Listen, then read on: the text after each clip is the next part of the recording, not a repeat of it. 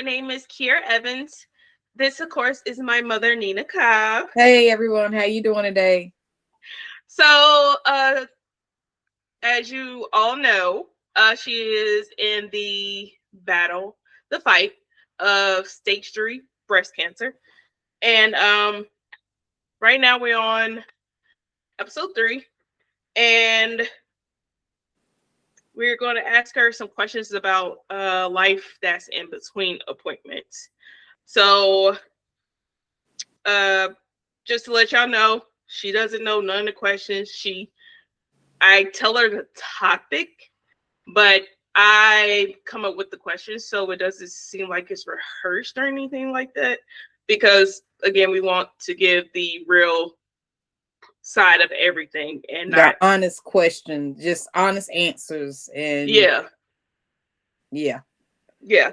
So we're gonna go with the first question. The first question that I have for you is, when you think about life between appointments, what comes to mind first? Now that I get the infusions, how long I'm going to be down? Because the day that I get the infusion, I'm going down. Whether it's my energy, I get fatigued, my stomach is not right. I'm not going to eat well. I have to eat small samples of not even meals, but just small little snacks because my stomach is not right. Sometimes I vomit, sometimes I don't. Sometimes the feeling lasts for 3 days, sometimes it might last 4 before it starts weaning off, and maybe I can get a full sandwich in and a side of fruit or yogurt or something like that. Usually after the 4th day, going into the 5th day is when I slowly start building my appetite back up to eating. So that's one thing that I don't look forward to after the infusions, because I know I'm gonna go down that week of that I have it. I'm gonna go down. Um, my next question to you is, what do you think people misunderstand most about the days between visits? Uh I think people think that you still have energy, that you can get up and go, or when you come out of treatment, you feel like talking on the phone for long periods of time or having conversation, and you're not trying to be funny or rude, but a lot of times you don't. You don't Right. you don't have the energy to have a conversation, and sometimes you don't have the energy to even walk to the mailbox sometimes. um I think another misconception is when you don't reach out to people, people think that, oh, you're cutting them off, or she just don't want to talk to me. And it's not that you don't want to talk to anybody. I'm going through that now. The last two, I've talked to people, but I haven't talked to people. I haven't reached out. Um, it's just I'm going through this funk. Um, because Mm-hmm. I'm used to, this is the time that I'm used to being at work. I'm used to moving, and now I'm just still. Yeah, stuck still. Your world is like frozen. It's Everybody else is moving. everybody else is moving and working and going to work and going to dinners and going to little, Mm-hmm. outings and concerts, and I am in the house Right, right. here. I can't be around large crowds because of the chemo and my immune system being so low. So me going to like festivals and or even going to little events downtown, it's just out of Yeah, that I can't question. risk it. So it Yeah. it gets kind of, right now I'm a little down. I'm not gonna lie and say that I'm not. I'm a little down because I'm so limited. Um that. Yeah. Yeah, I definitely uh I don't want to say I understand it because I don't understand it because I'm not going through it, but I see it because of course, you know, me being your oldest child, um, I seen the strength, and then I see this phase, and it's like That ain't either me. then I was like, that ain't my mom. She That's just Miss like, Go To. that's just like I was talking to your sister about, missing taking the kids to the indoor park, the autism That's park it. that I take them Mm-hmm. to. And then I'm like, God, I should take them Sunday. But then I got to thinking, it's gonna be a whole lot of other kids in there. Kids carry colds and sneezing and Mm-hmm. germs. And I can only be around my grandkids when I know they not running no colds and nothing. But I don't know about other kids being there sick or might be running a low grade fever and stuff. So I can't even do that. So it's just I'm just Yeah. down. Yeah, because you know, even if nobody kids was sick, even if everybody in there was healthy, just keeping up with Malachi alone is a workout. It's a workout, yeah. Because that little boy, good God Almighty. And I would definitely have to have somebody with me for both of them, just for him. Yeah. Yeah. Because yeah, my niece Nakaya, she's good now. It's the other one. Yeah. So let's see. Were there certain times of the day that felt harder than others? Like were there other days where some days felt easier and then some days was like harder? I know like on your coming up appointment days, I know like 2 days before is the easiest because you gained your little bit of strength. But Yeah. then it's like when you have your appointment day and the next 5 days after, it's harder. Yeah. It's harder. Yeah, and you hate going to it because you just got that little bit of spark of energy back Yeah. and it's about to be taken. Yeah. And that's the way it is. It's like the week before, it's like a countdown for me. And I can tell I start to go down this coming up week because I know it's coming up. Mm-hmm. So I really start getting I hate to keep using the word depressed, but I get down, because to me it's like, okay, 5 days, 4 days, Tuesday's coming up. Oh God, what my stomach gonna do? Because I don't know if it's gonna be settled. I'm gonna get to sleep through the night, or if I'm gonna come Mm-hmm. home and I'm gonna be vomiting like crazy, or automatically when I get my infusions, I know I'm gonna be sweating through the day, through the night sweats. I'm gonna be sweating like crazy. Mm-hmm. Um,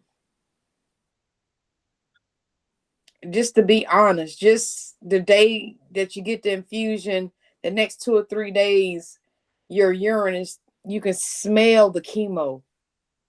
And Right. and I smell it so much, it's not a sickness smell, it's a clean, pure smell, but it just makes me sick to my stomach because I smell it so much. I know what it is. Right. Right. Um, Um how it just I don't know. uh, Even like going into the second week, I can get up and fix me things and stuff like that. That first week, I can't fix dinner. I can't cook. I can't stand up at the kitchen for long periods of time. right. And I feel so bad because, my husband already works 2 full-time jobs. So he come home cook a full meal, still up on his feet, helping me. And it makes me feel bad because I feel useless. I feel helpless. And I know he knows a reason. I know it's Right. a reason, but I still can't help to feel that I can't contribute. I can't contribute. There's no job that I can do. Even if I was to find a part-time job to work from home or something like that, it might be days that I'm sick and I can't do it. So I'm just stuck, not being able to do anything. Right. Yeah, I definitely see what you're going through. Um and which would lead up to, I guess it would lead up to my next question of, did the uh did the quiet moments make things harder emotionally? You mean the quiet moments as far as when I'm by myself? Mm-hmm. I'm by, yes, it makes it hard because sometimes this quietness can get to you. Remember, I'm used to being at work Right. 9, 10 hours a day. I'm not used to sitting at home 9, 10 hours a day with nothing to do. With I can journal, I can read, I can watch movies and Mm-hmm. continue to watch stuff funny. But when that's not your routine, when I'm used to doing massage, and massage is what I love, and participating and interacting with my clients, I'm not used to sitting at home watching a plethora, a ton of sci-fi stuff and and sequels and episodes, and it's only but so much, Atlanta Housewives and all of that you can watch, and shoo, you can only watch but so much stuff. You can only do so much, and the routine gets boring. Right. Sometimes the quietness gets to me and I'll just start crying because I don't know what to do with myself. The cancer is always on my mind. If it's not um my family on my mind, it's the cancer on my mind. And the cancer never leaves you. It never, you wake up thinking about it. You go to sleep thinking about it. It's there. It don't that you can't stop thinking about the cancer. You can't stop. Right. Um and which would my okay, so my next follow-up question to you would be, how did you keep yourself grounded during those moments of you being in your silence, your quietness? Believe it or not, because lately I've been real kind of down and depressed. Without besides prayer, I go making myself go to sleep. That's not a good thing, but I know it's because I'm depressed and what I'm going through. But Mm-hmm. sometimes when the silence gets to me so bad where I'm just not having good thoughts, I Mm-hmm. talk to God and I go to sleep. Or if I don't go to sleep, I got like a coloring book app on my phone where I color. Oh yeah, that thing is amazing. Yeah, and it kind of eases my mind. Sometimes I go outside on the back patio and I'll sit in the chair for a minute and I'll just listen to nature. I listen to even like, the trees swaying, and I'll watch the cause we got a lot of wildlife in the backyard. So watch the Oh yeah. squirrels. Sometimes you can see moles running across the backyard. And sometimes just sitting outside in the daylight in the fresh air gives me like a recharge almost, Mm-hmm. because I don't go anywhere too much, especially now with gas prices. But I don't go anywhere too much. I don't have a lot of friends The ones that I do have, I mostly talk to on the phone, but I don't have the type of friends that, yeah, girl, come on over and did it. I don't have that too much. Right, right. Um, what helped you most during the in between days? Was it rest, prayer, a routine, family support, music? Family support. Because I don't have a routine. I had a Mm-hmm. routine when I was working. I don't have a routine now. I need one. There are some things that I know I can do. Like, for example, I know I gotta pass to the YWCA, so I know I can probably go and do some water aerobics. But I have to push myself to get up to go do it. Mm-hmm. And when you're feeling down and depressed, you can't make your body do anything. Your mind is not connecting with your body. Well, my mind is not connecting with my body. My mind is telling me the good things to do, but my body is like, F you, we're not doing it. Nope. We're gonna lay right Oh, here in this bed. yeah. So I need that motivation to help get me out to do those things because it's paid for. I just don't use it. But that would be one thing that I know I could get up 11 o'clock in the morning, go to water aerobics, and to get me out of this funk that I'm in, this mood that I'm in. And that could be part of my routine. But again, I know how to make a work routine. I don't know how to make a I'm out of work routine. Let's make a schedule to. Mm. That's frustrating. I don't know what to do with myself. I'm not in any social clubs. I'm not, like I said, I tried the little line dancing thing last year. I got two left feet, and then I don't have the energy to dance, so that's out. I'm not an artist, so I'm not gonna do a sip and paint all kinds of ways because I can't You draw. drink. So yeah, and I can't drink. So it's just hard. Yeah, I definitely understand that feeling of you're in a routine because, like since I've known since since I started having a job when in my teens, and then up until now, it's like I know my work routine. I know to get up, take a shower, go to work, do what I'm supposed to, but it's like now with me being out of work because I said I'm not going back until my mother rings its bell because it's not only that, it's just I I was angry towards my other associates to the point where I had to take another leave on top of the one that I just came back from because I felt it where I was just so angry with everything that's going on, and I still feel that way.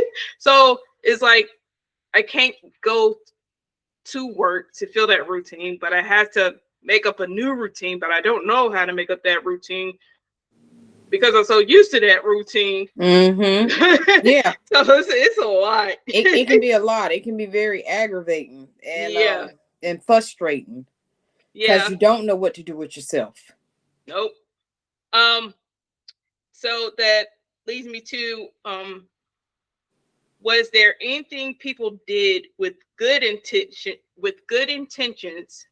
that really didn't help? I can say one thing that gets under my skin is when I'm talking about something good or something positive toward my cancer. Mm-hmm. And do you hear somebody like, "Oh, you ain't got to do all that. Or why are you skipping that? I mean, I know you got cancer, but are you really taking it that serious that you're going to really not eat that anymore or drink that anymore?" And that frustrates me Mm-hmm. because they don't get how serious this is. Yeah. Or you can hear the undertone in their voice, like, oh, okay, and then they'll change the subject from something totally different that you're talking about. See, that's another thing too. A lot of times it's hard for me to open up about my feelings about my cancer or whatnot to people who don't have it. Because for one, I don't want to feel like, oh God, every time she come around, we got to talk about her cancer, or here's something else about her cancer, and they don't get it and they don't understand. I mean, they can't empathize with you. They can simply they they can and they can't, because they really don't know this feeling. Right. Somebody talking to somebody that has been through it or that's going through it, they get this feeling. They understand the depression, the anger, the frustration, the loneliness. You can have everybody around you in the world, your family, your friends, clients reaching out, but you still have a part of you that's lonely because you're the only one going through it. That's around you. You're the only one going through it. Yeah. And that can be frustrating. Yeah. Because it's like the same with other addictions. If somebody was addicted to alcohol, addicted to drugs, and it's like, you don't understand my pain, what I'm going through, unless you've been through it yourself. Yourself. Yeah. So it's very understandable.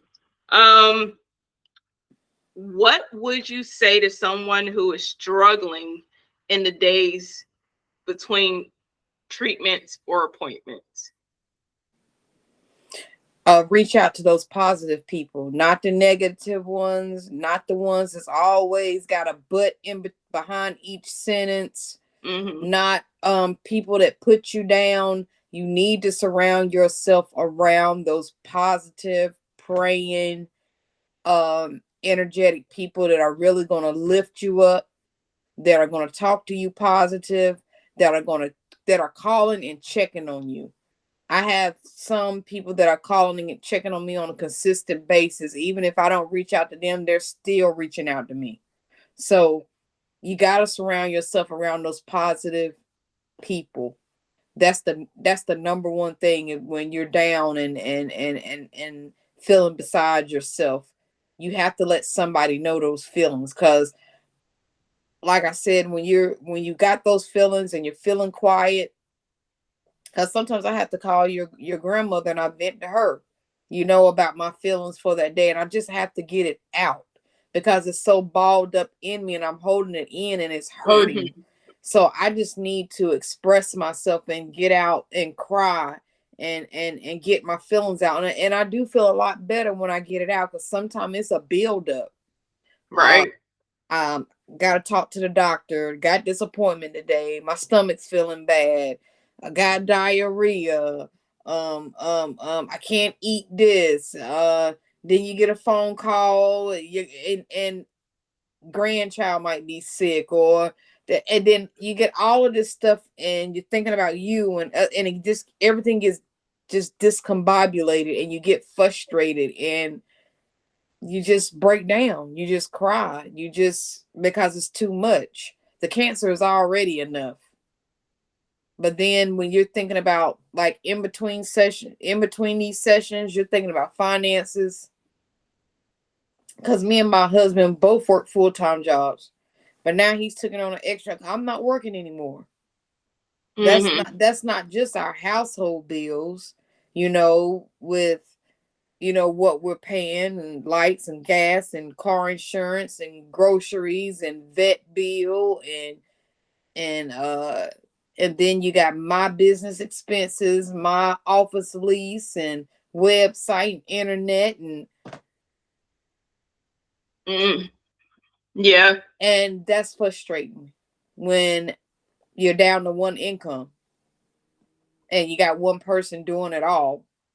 And then, like, with my kids chipping in, helping me, with co-pays and things like that, things that I never thought about. Like, when I was working, my business account was nice, but when I stopped and the money was going out with nothing coming in, it's like I'm Yeah. starting back over all over again, and that hurts. But Yeah. finances, that's another subject, but it hurts. Yeah. Yeah. Definitely understand that, because even with which is leading up to my next question of, what would you say to families trying to support a loved one through those quiet days? And it's like, the I know we have some family members that I'm not gonna say their names, but I know we have some where it's like they won't reach out, or uh they won't check up on you. They always send that message of, oh, I'm praying for you, but you're not reaching out when I'm in need.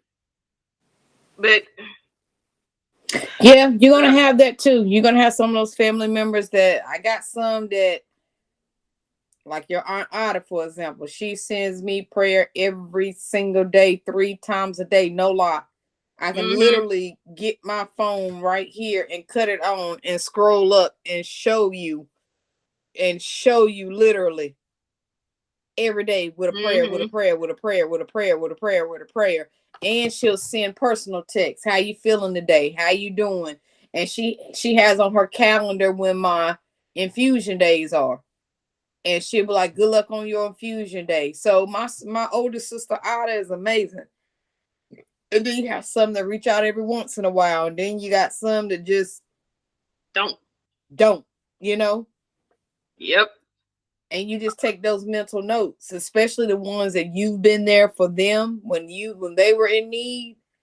But then when you're in need, they're not there. And that hurts. I've had clients that come and deliver dinners to me. I just had 2 to deliver dinners this week and last week. And they don't realize how much that helps, because that means my husband didn't have to come home and cook nothing full time and be on his feet after 9-10 hours a day. That helped me, because a lot of the times I don't have the energy to stand up. So people just bringing a dish, and that chicken casserole dish was good too. So I thank the McCarters. Thank you, the McCarters. Y'all did the thing on that chicken casserole. But not to get off the subject, but it helps. It's those little things that help. Just like my niece, Nisha, she delivered all that fruit, because she was like, what do you like the most? She was like, I was like, I like fruit. She had Walmart deliver, grapes, oranges, apples, kiwi, avocado, some mangoes. Like she delivered everything. Some Greek yogurt, even though I don't like it, but I'm gonna eat it because she bought it for me. But yeah, it's those little things that get you across, because when she delivered all that fruit, it was the week of my infusion. So it was I needed that to help get me through, to get those little meals in, to get something on my stomach. So yeah. Yeah. Because I know where I said, I know where you said some days you don't want to talk to others, and then it's like other days you need that support from others. So it's like it's a double-edged sword. It's a double-edged sword, yeah. And it's like it's trying to juggle that in between of, I need that conversation, but I don't want to give that conversation. So it's like it's hard to manage, and it's hard to give a right answer to that. Right. So it's like, for the people that's not going through it, when you know that person needs support, give it regardless, even if they don't want it. Like, they don't have to, don't expect them to respond immediately. If you saw that they read your message and they left you on read, it's not because that they don't want to, it's not because they're ignoring you, it's because they're just, you gotta let them have their own we're headspace. in our feelings, we're in our Yeah, space at the time, and sometimes we don't even want to pick up to respond to a text yeah, yeah. because we're in our feelings, we're in our emotions, and sometimes just to keep texting, because sometimes you can text somebody else, text right back, and then you're like, okay, I see where this is going. Then you respond, then they text, then they send you another long text message. Well, how's it? And you like, I knew I shouldn't have did it. I knew I shouldn't have, yeah, yeah. So my advice is, reach out, say, hey, how you doing? You, um, or if you don't get a response back, be like, I just want to make sure you're okay. If you need anything, I'm here. You can pick up the phone whenever. If you don't want a full blown conversations, just send me, the fuck you finger emoji. Yeah. Let me know you're alive at least. Yeah. My next question that would be leading up to the end of this episode would be, what do you want people to remember about this part of the journey of the life in between their appointments? Just know that we get, our life has changed. It has done a complete 360. Even though, we're at home and we're stressed out about our cancer, we're also stressed out about finances, our better half, if we have a significant other, our children, because believe it or not, even though you're stressed out about what you're going through, they're also stressed out about you too. So I would tell people just to take all of this into consideration for the person that's going through cancer, because even though, you know, it's all about them or it's all about us or whatnot, we're still trying to be as normal as possible. Mm-hmm. And that's just like with y'all, when y'all are going through stuff. Now I notice y'all don't tell me when y'all stressing stuff about your job or if you're going through something, because I had this cancer. I noticed y'all talk to each other more, solve each other problems more, because I'd be like, oh, you talked to your sister about this? Oh yeah, she helped me with this. And normally it's y'all coming to me, and I cried about that the other day because I was like, there ain't nobody coming to me no more. And but as a cancer person, we're trying to be as normal as possible, but things are changing, and I notice y'all are changing how y'all do things around me to ease my stress level and whatnot. And it's just, people just need to know it's hard. It's hard for us to adapt to this new life. Right. It can be frustrating, it can be depression. I know sometimes my husband will come home and I can see sometimes the frustration on his face, because he can tell I'm depressed, but he don't know how to stop it. Yeah. He don't know how to handle it when I'm down.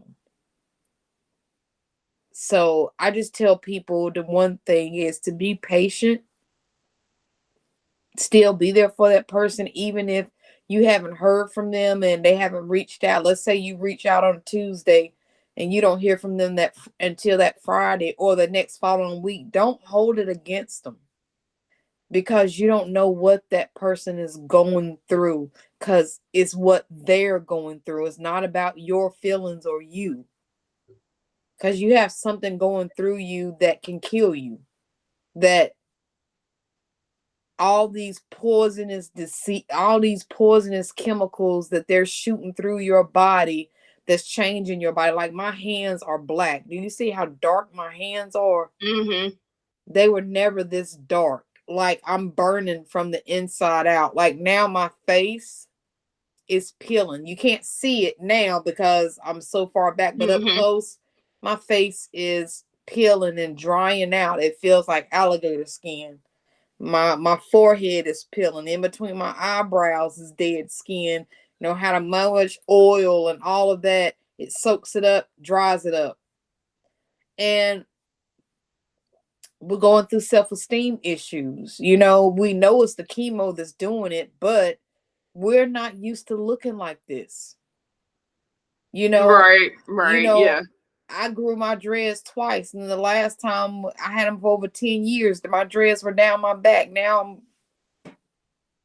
Right, yeah. I'm not used to this. I'm used to being 135 pounds. Now that lowest I got was 113. Now I'm at 120. Mm-hmm. Not used to looking this skinny. So I just tell people, just be patient. Be patient with someone that has cancer, because we're going through a lot of emotions, Yeah, a lot of emotions and a lot of feelings, and we yeah, can't help it or control it. yeah. And to the people that, if you feel like you said earlier, if you feel like you're one of those people that's like, okay, well, now I know when I talk to her, I gotta talk to her about her cancer. If you're going to be one of those people, my strongly advice to you is don't Don't don't reach out at all. don't reach out. Yeah, Don't just don't don't stay don't away. reach out at all. Stay away. Fuck off. Just stay away, because if you're going to be that type of person, it's making it harder on the person that's going through cancer to be like, well, you was such a good friend before this, but Right.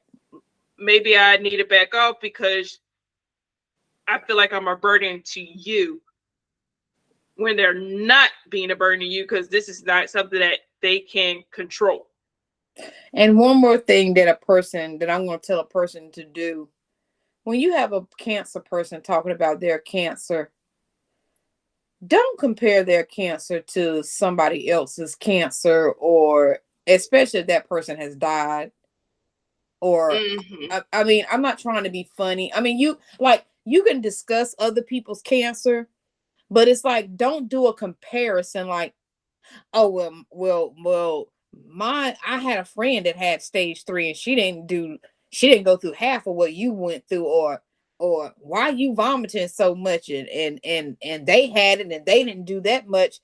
That is irritating as hell. Do not compare my Yeah, cancer to someone else's, yeah, because we can talk about another person that has cancer and what they went through, and that's fine. But to compare and be like, oh well, why are you doing this, or why they didn't do, well, she didn't have to take that pill, why you got to take that pill,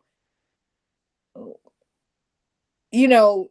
yeah, yeah. Everybody's body is different.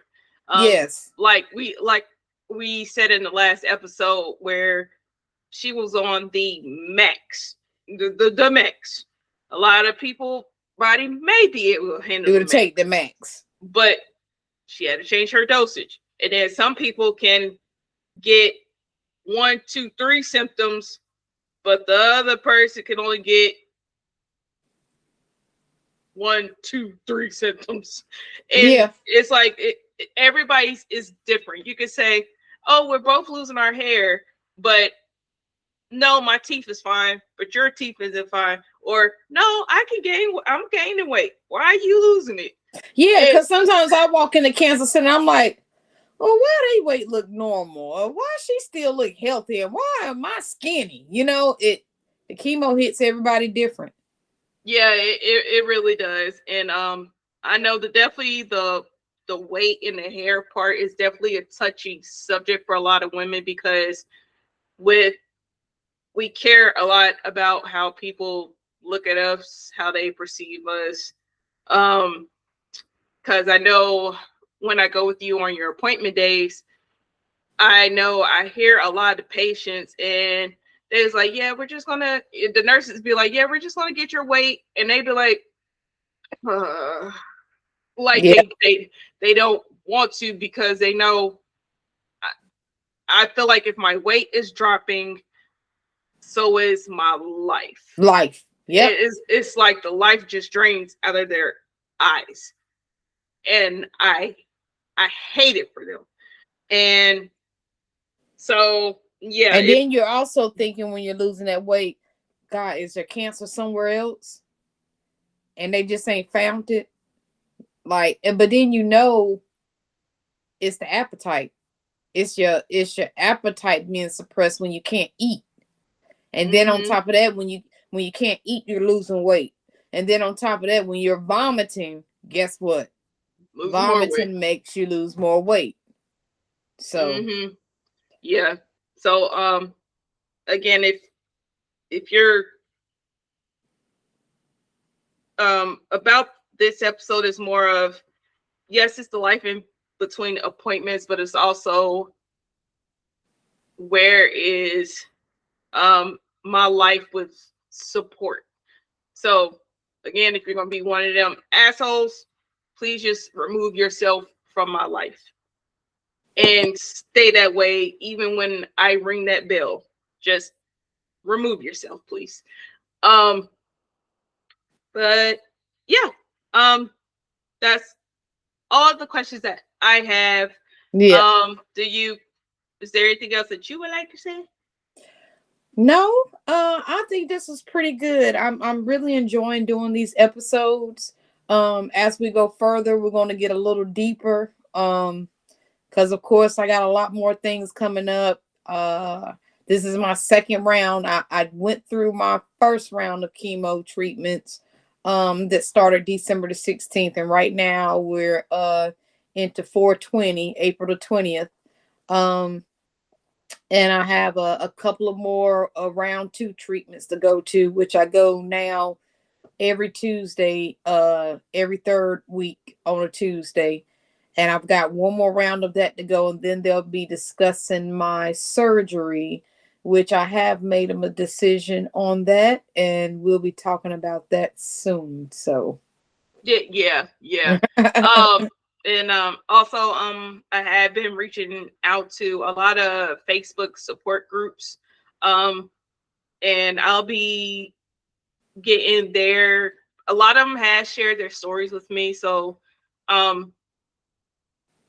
lot has said yes, you can share my name. A lot has said no, don't share my name. But I don't, your name isn't what's important to me. It's your story, your journey. yes. Your story and your journey is what speaks the loudest above anything else. Because like I said, everybody's symptoms and body doesn't go through the same thing, but it could be like, well, yeah, I'm going through that. How did you handle that? Or yeah, I'm not going through that part, but I am going through this part. So I will be sharing people's stories, reading them out loud, and we're going to be sharing people's stories and whatnot, and getting your opinion. And then we're also going to pick some days where we're going to go live. Yeah. And just have some conversations with you guys, the public, and to see your feelings and what you're going through, and to talk about this topic, because breast cancer is something serious that we need to keep an open discussion about. So we're looking forward to, like I said, this is new. This is something that we're new at, and as we go on, we're hoping to get better and better at it. But we're excited. So thank y'all for joining us. Well, I appreciate it. Thank you. Yes, definitely. Thank y'all, and we'll see y'all in the next episode. So bye. See you in episode 4. Bye-bye.